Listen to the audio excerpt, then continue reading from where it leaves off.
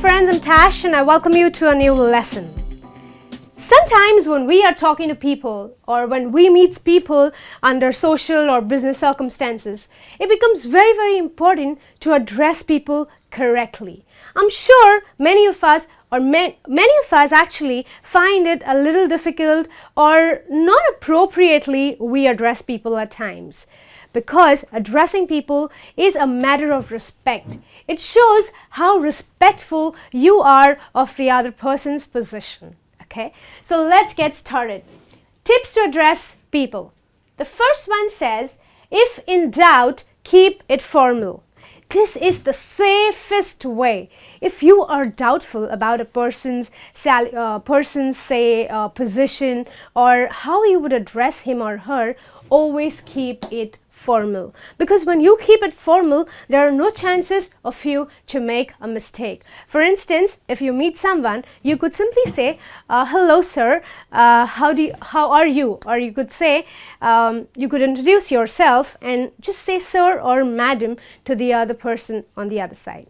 However, if the person wants you not to be so formal, he would say, hey, I'm Bill, call me Bill. And then you would, of course, you would again start addressing him the way he wants you to address him. So you know exactly, you kind of gain confidence of the person when you keep it formal, because there are very less chances of you offending someone. Okay, so that's about, if in doubt, keep it formal, to be on the safer side.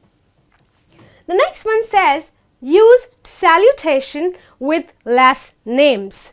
Many a times I have heard people say, Mr. Peter, Mr. Robert, Miss Carol, Miss Rachel. That is wrong. You can never ever use salutations with the first name. Salutations are always used with last names. Let's say, for example, Mrs. Robertson. Okay, Mrs. Robertson. If I say, good morning, Mrs. Robertson. Or if she does not like you to call you Mrs. Robertson or addressing her with her last name, she could say, please call me Shirley. So it's fine. So you know how to address her the next time you meet her. However, you need to remember that your salutations always need to be with the last name and not with the first name. Yeah. The next one says, use professional address where applicable. Many times we meet doctors, professors, okay? It is very important that you understand or you are aware of their titles, because their titles relate to their profession. And it is quite important for them to be called or to be addressed correctly. If you are meeting a doctor, it is always important to call him doctor. Or if you're meeting a professor, you always need to say, hello professor or hello doctor. Of course, if you do not know their titles, you are going to say sir or ma'am. However, trust me friends, they'll be very happy if you call them doctor or professor. So remember, the next time you meet a doctor or a professor, if you are a little confused of their titles, try and maybe take information from somebody, but ensure that you address them correctly. So you say doctor or you say professor. Okay. Let's see, if you get a chance to meet somebody from the royal family, you should always say your majesty. Okay. I'm sure we don't meet such people every day. However, if you and I are lucky to meet one of them, you could always say your majesty.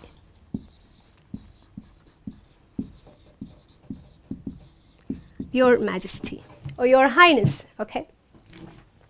The next one says, ask if not sure. Again, here I want you to be very safe. If you are in a doubt, always ask the other person how he or she may want to be addressed, whether it is a face-to-face conversation or whether you are on a phone. Always try to ask. Let's say, and also if you are not sure over here, like I mentioned here, keep it formal. You could simply say, hello ma'am, or you could say, you could always use the last name like we spoke over here, the last name and the salutation. You may ask, may I call you Rachel? Or is it okay if I call you Rachel? If the person is, of course, fine with calling her or him by the first name, she or he will say, yes, go ahead. And then you know the next time when you meet him or her, you know how she or he needs to be addressed. So, if you are not sure, please ask. It really does not harm to ask someone instead of being offending or offensive. Okay? The next one says, only first or last names. There are many situations or there are many occasions. Let's take, for instance, a wedding. If you have gone for a wedding and you are introducing yourself to a group of people, you always need to use, not really always, but it's better to use your first name. You could say, hi, I'm Carol, this is my husband James. So when you are talking to people on a table or a group of people in a wedding or an informal situation, always try and use your first name. This is so that you build a good rapport, and the situation is kept very light, because in a wedding you don't want serious faces, right? So you say that, you say, hi, I'm Carol and this is my husband James. Let's say in a conference, a business conference. There, of course, you can say, or you cannot say that, hey, this is Carol, you can't do that. So there you always use Mr. Peterson, Mr. Carl, or Mr. Robertson. You always use Mr. and the last names.